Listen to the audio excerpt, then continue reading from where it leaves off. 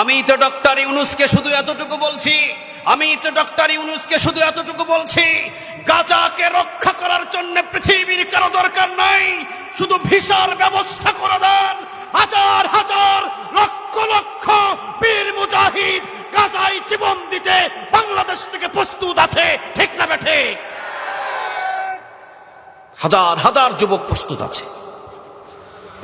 যদি গাজায় যাওয়ার শুধু ভিসার ব্যবস্থা করে দেন, দেখেন জীবন কিভাবে দিতে হয়, লড়াই কিভাবে করতে হয়, গাজাকে কিভাবে রক্ষা করতে হয়, বাংলাদেশের যুবকরা সেটা ভালোভাবে জানে। বাংলাদেশের যুবক এত সহজেই তাদেরকে হার মানানো যায় না। 17টা বছর পর্যন্ত এই বাংলার জমিনের ভিতরে যুবকদের উপরে অত্যাচার হয়েছে, যুবকদের গুম করা হয়েছে, যুবকদের ঘুম হারাম করা হয়েছে। এরপরেও বাংলাদেশ থেকে একটি দলকে কেউ মুছে দিতে পারে না।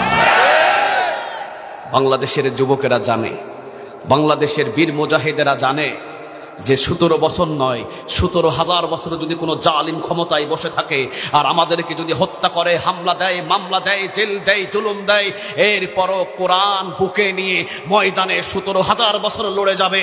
পিছনে হাঁটার জন্য বাংলার যুবকদের জন্ম হয় না। এই জন্য আমি বলেছিলাম যদি কোনো সুযোগ থাকে সুযোগ করে দেন। দেখেন বাংলাদেশের যুবক কিভাবে জিহাদের ময়দানে ঝাঁপিয়ে পড়ে, সারা বিশ্ব তাকিয়ে থাকবে, ঠিক না ঠিক? সৌদি আরবের সালমান যা করতে পারে নাই, পৃথিবীর যে ইসলামী সরকারগুলো করতে পারে নাই।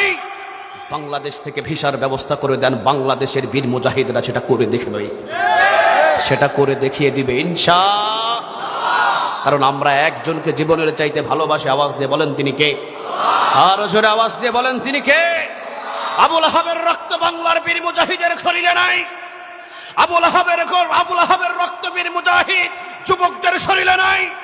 উদ্বার রক্ত নিয়ে আমরা বাংলার জমিনে জন্ম নিই নাই।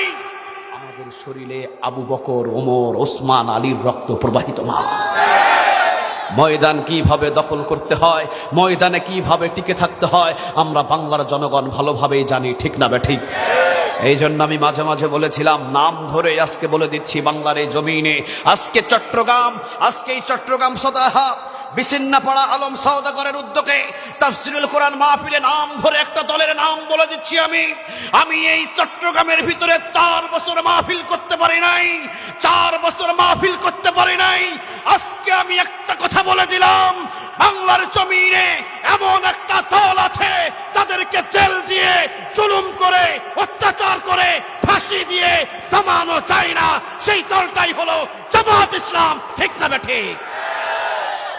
এরা জীবন দিতে জানে কিন্তু জীবনে কোনোদিন পিছু হাঁটতে জানে না, ঠিক না ঠিক?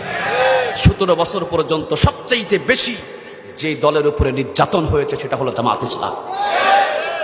কারো ঘর কেড়ে নিয়েছে, কারো বাড়ি কেড়ে নিয়েছে, কারো ঘুম হারাম করে দিয়েছে, কাউকে ফাঁসির মঞ্চে ঝুলিয়েছে। এমন পরিস্থিতি হয়েছে 12 বছর পর্যন্ত নিজের ঘরে ঘুমাতে পারে নাই। শুধু তাই নয়, বাবাকে ফাঁসিতে ঝুলিয়ে দেওয়া হয়েছে, আবার ছেলেকে আয়না ঘরে 12 বছর বন্দি রাখা হয়েছে। এমন রিপোর্ট নাই, এমন ইতিহাস নাই। তারপরও কি এই দলটাকে হারানো গিয়েছে?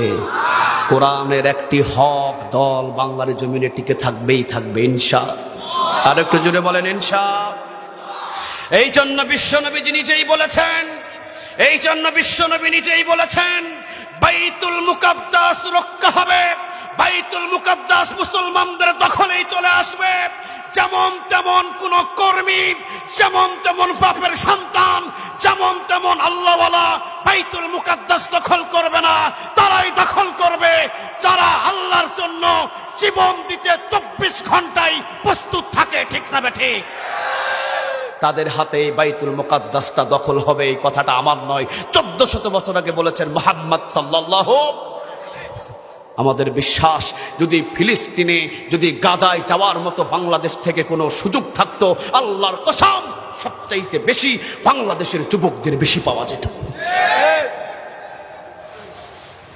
যদিও মুখে দাড়ি নেই, যদিও 5 ওয়াক্ত নামাজ কম পড়ে, যদিও তোরা কোরআন তেলাওয়াত শুদ্ধভাবে পারে না, কিন্তু বিশ্বের ভিতরে কোনো মুসলমানের উপরে আক্রমণ হলে সবচাইতে বেশি পেরেশান হয়ে পড়ে আমি মনে করি এই বাংলাদেশের মানুষেরা।